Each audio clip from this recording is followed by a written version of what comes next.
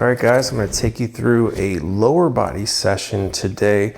We're going to start off with leg extension here.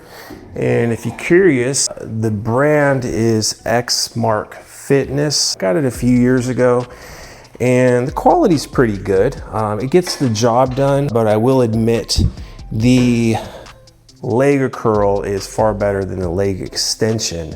But again, it gets the job done. So with the 25-pound plate I put on the outside here, it just evens out the strength curve. We're gonna do 2 sets, take it close enough to failure to ensure I get a good stimulus. But I'm starting off with this just to pre-fatigue my quads before getting into the next movement, which is gonna be belt squat. And that way I don't have to load it up as heavy, because I wanna preserve my connective tissue as much as possible, especially now I'm getting a little deeper into prep, getting a little bit leaner, so I'm not as pliable. And also I'm 54 years of age with a lot of miles on this body. I've been training since December of 1986 to now, and it's 39 years, 8 months and some change. So I'm pushing 40 years of training. That's a lot of training. So anything that I can do to lessen the burden on my connective tissue, I'm gonna do it. I wanna get the most out of myself. I wanna try to remain on the highest level possible. But yeah, let's get some weight on this so I can start to warm up. So yeah, we're basically just doing 1 plate to start off with.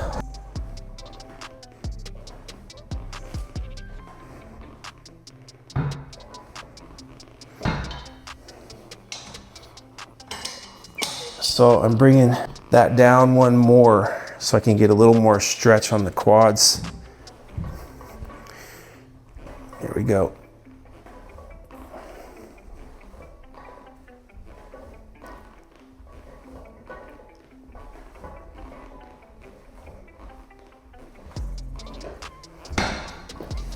That's good. All right. Grab another plate here. I guess I'll update you guys on prep. So yesterday, hit a new low, 177.7. Pretty happy to see that. Visibly, no doubt, I'm getting leaner. But right now, I'm like super flat. Usually towards the end of the week, I'm at my flattest. I'll get my lower weigh-ins, which is nice. I know we all get excited about lower weigh-ins, but sometimes you get that lower weigh-in, doesn't mean you're gonna look good. And right now, I'm like, again, super flat. But over the weekend, I'll probably have 2 refeeds. I'll fill myself back out. Monday, naturally the scale weight will be up, more glycogen, more water weight, more food in my system, possibly higher sodium levels, that type of thing. Weigh-ins will be higher, but I'm gonna look better. I'll look fuller, I'll look tighter. And mentally too, I kind of just flow with how I look. Obviously when you're flat, you're not as confident, a little bit lower on energy as well. So the overall mood kind of dips down. You get more carbs in there, you refeed. After that, you're like, okay, I got more energy. You look better, you feel better, you're more confident. So I have a nice pattern. The Monday, Tuesday, look a lot better. Towards the end of the week, not so much. Feel better early in the week, not so much later in the week. It's all very predictable, as long as I'm executing the game plan really well. I think that's super key as an athlete, especially as a coach too. Consistency, just having that precision and the consistency, man, it's just way to keep confidence level where it needs to be. Like everything is just far more stable when you're very consistent. And when you have that type of stability, you're just a little bit more confident in things. Even when you're having like the down moments, you're flat, tired, expect that. And again, as long as you're staying true to your process, you're gonna come back up from it, with those refeeds. Prep right now, it's going pretty good. I'm losing weight. I'm pushing kind of hard though. I'm feeling it, as far as like fatigue at times. Sleep is semi-disrupted, not terrible though. But yeah, overall I'm hanging in there. Performance in the gym, not bad. It's hanging in there. I would say I'm not really progressing lifts too much, a little bit here and there. But for the most part, I'm not really losing too much strength, which is a good thing. And even with an exercise here or there, sometimes, I might have to drop the load down. It's for good reason. I'm dropping it down to ensure, I'm staying safe, the form is on point, and the intended musculature is doing what it's supposed to do. Because sometimes when you try to, let's say, push progressions, it might not go in your favor just because your form starts to deviate and you're not getting as much stress on the targeted muscle. You're asking momentum, leverage, and things like that to help you move that weight. So it's better to be safe. All right, so we're gonna go up one more plate. We're gonna keep acclimating up. And we won't do as many reps so I don't get overly fatigued. So when I do go to do my main sets, with the higher loading, I won't shortchange myself as far as the performance. So at the moment, I am about 10 weeks out to the Muscle Mayhem. And I was looking back at my 2019 prep when I did the Muscle Mayhem. I was 10 weeks out. And my body weight at that point was like 180, 181. Right now I'm 177, 178. So, from that perspective, I'm a little ahead of schedule.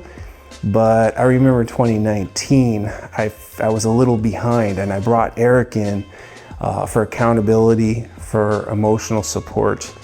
And we pushed it, and I got to the Mayhem probably around 90%. I wasn't all the way dialed in, but it was a good look. I represented myself well, I placed pretty well, and of course, got that qualification for Worlds. And that's kind of my goal this time, is like, I don't need to be 100%. I would love to be, but I also know that I don't want to force the issue and get myself overly flat, overly depleted. I'm staying true to what I always do, and that's, being patient, ensuring the rate of loss, isn't going over 1% of my body weight per week, because we know 0.5 to 1% is where we really need to be. If you start pushing beyond that, especially the leaner you're getting, you're gonna run into some trouble. You're gonna have some performance issues, you're gonna have energy issues, your overall mood might not all be that great. Of course, that's not gonna be good for people around you. So I don't want to hyper fixate it on conditioning. It's an important part, don't get me wrong. I also need to make sure my symmetry is intact, my muscles intact, my well-being is intact, and I got to think about my family too. But anyways, let's get this next warm-up set going. So the heavier it gets, so I'm going to point this out, you're going to see me do a little partial rep. That's just to get my knees acclimated to a heavier loading, so it doesn't shock my knees too much. So I'll just start out with a little primer rep, maybe 2. I'm like, okay, I feel that, now I'm good. And then I'll start doing my reps. And I don't go full range of motion on this. I don't lock my knees out. I probably go 7/8 maybe, somewhere in there. And the reason I don't lock out, that's good. Because obviously when you lock out, so all the way up, it's gonna put a lot of stress on my knee joint. But if I go 3/4, 7 of the weights up, then it doesn't put as much stress on the knee. And we know through the research that training in more of the stretch position is just as good, if not better, than doing full range of motion. So there's no downside in not locking out. Let's move the load up again. I think I'm ready now to do my main sets. Go with 2 sets, take it to failure, and then we'll be done up here, and then I'll take it down to the garage. Let me get my mind right here, because I definitely want to try to push this set out, as far as I can take it. Because again, we got 2 darts here to hit target, just 2. I don't need 3, because we're going to go downstairs. We're going to do 2 to 3 sets of belt squat, and that'll be it for quads. We're going to do primer reps or partial reps to let my knees know like, okay, something heavy's coming. And then what I'm gonna do is get as many reps as I can in succession. And then you're gonna notice I'm gonna start pausing. So I'll go to the bottom. That's where my resting point is at. I'll let that lactic acid dissipate. When it does, then my brain's gonna go, okay, go again. And we're gonna try to get 1, 2 more reps. Pause at the bottom again, let that lactic acid dissipate, and we'll just rinse and repeat that until I'm completely done. Let's get to it. I'm probably not gonna talk through it because I wanna get the most out of the set right now.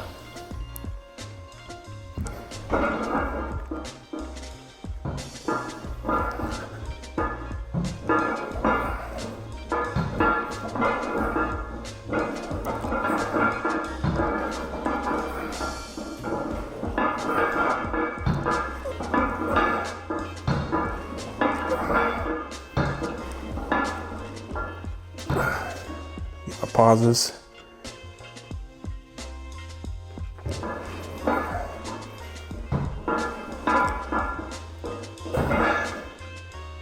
could feel the burn kind of dissipating right now. Good. There we go. Probably do singles now.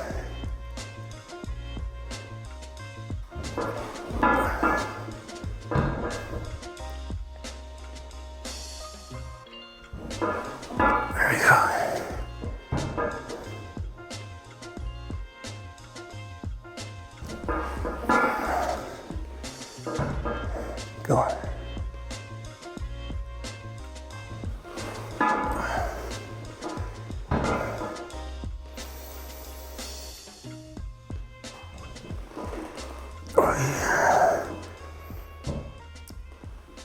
That's it. Good set. So last set, guys. We're gonna go to failure like last time. Last time, I got a few minutes in there. I feel good, like I can, give a good output now. My personality is a little more subdued. I'm an introvert. Even my speech pattern is slow. So I like to chill, take my time when I'm training. I don't like to rush it because every set I do, I just wanna be in total command. I wanna be really poised, and I would be able to put forth the best effort, like to ensure I'm getting the most out of myself. Now, I know some people, they're faster pace, they got higher energy, personalities are, a little bit faster. So they like to train at more pace, maybe there's less rest time, which is completely fine. If the quality is good, you're able to improve your performance, you're able to get to the appropriate proximity of failure. You're, keeping yourself safe, you're enjoying things. Nothing wrong with that at all, because the way I see it, especially now, training close to 40 years, it's just two different baselines. I don't worry about which one's better than the other or which one's gonna create more progress than the other. I know for me personally, if I find something that I can really just jive with really well, good quality, good performance, it's safe, I'm enjoying it, then I'm gonna get a lot out of it. But anyways, time to go to work. Mentally, gotta get my mind right because I'm talking too much. But here we go.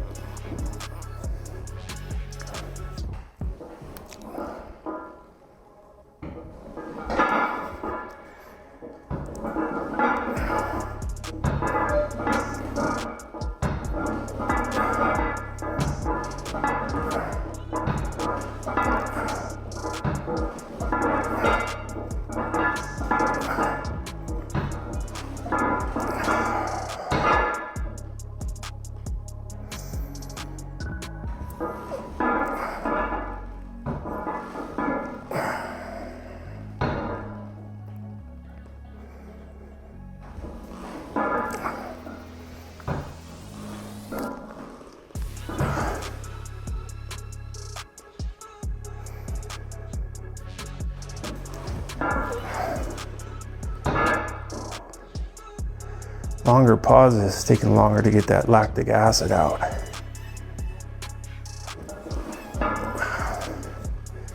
Maybe one more.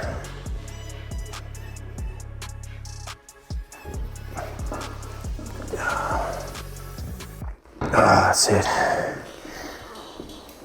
Whew, 2 sets, but my legs are feeling it.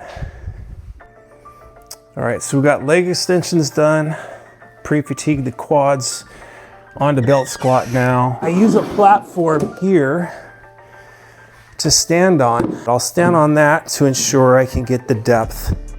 And then we're gonna use the barbell, of course. I just make sure to weight this side down, so obviously I don't want it to flip up on me.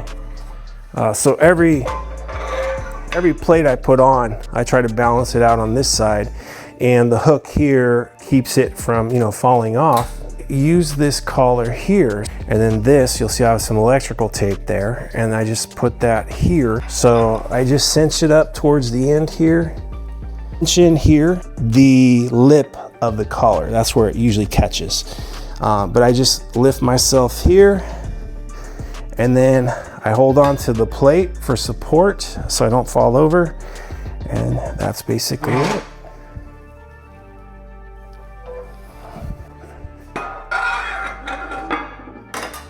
So we'll do another warm-up set,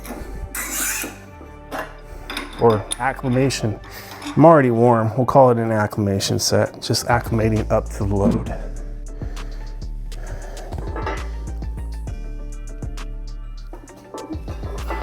So we pre-fatigue the quads on the leg extension, so I don't have to use as heavy of a load. And then I'm also going to use a slow descent here with a pause, and I can get even more with less, so I can keep the loads more humble here, which again helps my connective tissue.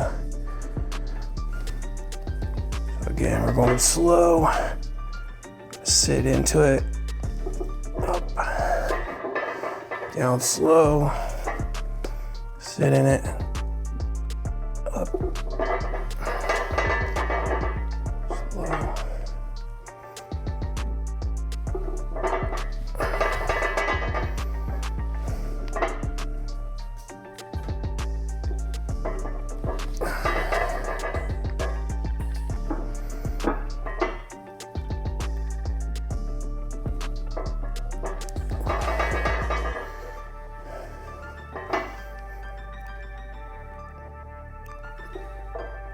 Oh yeah. One more.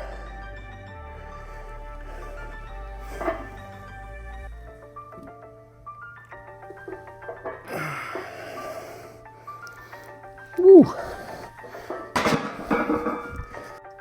So like I told you guys earlier in the video, I was feeling pretty flat, you know, getting a little more wore down. And actually, I had to stop talking through the rest of the training session. So I'm actually recording the rest of it after the fact. But this was the last set of belt squats, and you're gonna notice the heels are coming up a bit. I know some of you guys might ask if that is okay. And for me, it is. It feels super comfortable. I do drive through my midfoot quite a bit. That's to get more quad activation. And it also just feels more comfortable on my lower back. You know, when I push through my heels a bit more, it does put a little more burden on my lower back. And I've been dealing with lower back issues the last couple of years. So I just want to keep myself as safe as possible. And you know, this positioning here, it's super comfortable for me. It feels quite natural, and historically, this is how I've kind of done all my squatting patterns. You know, hack squats, back squats, you know, even on leg pressing, you know, I drive through my midfoot and my heels do come up a little bit. So I've never encountered any like knee issues or anything like that. And again, I've been training for a very long time. So we got leg curls before the hyperextension, 2 sets. The reason I like to do leg curls before hyperextensions is because I get better performance out of the leg curl. If I do hyperextensions first, like my hamstrings just get way too fatigued, and then I just don't perform all that well on leg curls afterwards. So I like to ensure I'm doing this movement first. And with the hyperextensions, you're going to notice, you know, once we get to it, that I like to set the padding just below the family jewels. If I go above that, let's say at the hip joint, then that doesn't give me as much room for my hips and glutes to operate. So I like to set that pad lower, and then I like to curve over at the spine to take away the burden on the lower back, and that way it puts more emphasis into my glutes and hamstrings. And then I also lock the knees a little bit or flex my quads, you know, as I'm coming up, and that just helps to stabilize my legs, stabilize my hips, and that allows my glutes and hamstrings to take over the movement. But here I'm doing 3 sets, and I've actually gotten stronger on this as of late. I'm using 100 pounds, and that's a pretty big jump up as of late. Then I actually skipped calves because I ran out of time. I had to take my son to karate, but just know I did make it up the next day.